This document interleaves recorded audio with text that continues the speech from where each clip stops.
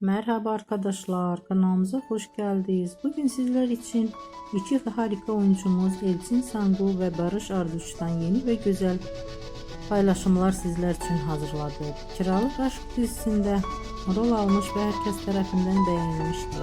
Biz de sizler için onların güzel ve romantik karelerini hazırladık.